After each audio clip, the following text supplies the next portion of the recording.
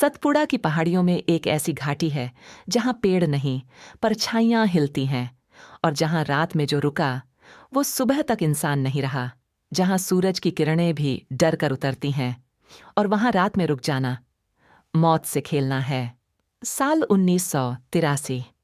भोपाल विश्वविद्यालय से जुड़े 3 शोधार्थी राजीव, कविता और शेखर सतपुड़ा के आदिवासी क्षेत्रों में लोक कला और परंपरा पर फील्ड वर्क के लिए निकले थे। घाटी तक पहुंचने से पहले उन्होंने गांव में डेरा डाला। गांव वालों ने चेताया, उस घाटी में मत जाना साहब, वहां रात में आत्माएं जागती हैं। पर तीनों ने गांव वालों की बातों को अंधविश्वास मानकर हंसी में उड़ा दिया। उन्होंने वही घाटी चुनी, खर्रा घाटी, जहां एक प्राचीन झोंपड़ी और एक टूटा हुआ शिव मंदिर था।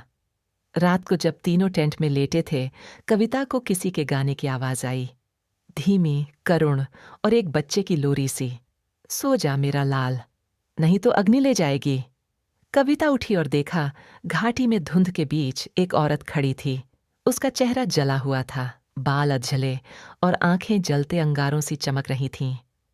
वो सिर्फ फुसफुसा रही थी, मेरा बच्चा कहाँ है, मेरा बच्चा कहाँ है। कविता बेहोश हो गई। अगले दिन एक वृद्ध पुजारी घाटी में आया। उसने बताया, ये घाटी पहले एक आदिवासी स्त्री धुनिया की थी। एक अंग्रेज अफसर ने जबरन उससे संबंध बनाए, और जब उसने बच्चे को जन्म दिया तो दोनों को झोंपड़ी समेत जिंदा जला दिया गया। दुनिया की आत्मा अब इस घाटी की रक्षक है। जो रात में वहां सोता है, उसे वह अपनी पीड़ा दे देती है। तीसरी रात को कविता फिर उठी। इस बार दुनिया उसके अंदर समा गई। राजीव और शेखर ने देखा, कविता की आंखें लाल हो गई थीं और उसके होठों से राख झड़ रही थी। कविता बोली, मैं दुनिया हूं, मेरा बच्चा कहाँ है, तुम सब जलोगे। टेंट अचानक जल उठा। राजीव और शेखर किसी तरह भागे। सुबह पुलिस आई। कविता की अजली लाश उसी जगह मिली जहां दुनिया की झोंपड़ी कभी थी। आज भी अगर कोई शोधार्थी, पर्यटक या ट्रैकर वहां रात रुकता है, उसे एक लोरी सुनाई देती है, सो जा मेरा लाल, नहीं तो अग्नि ले जाएगी।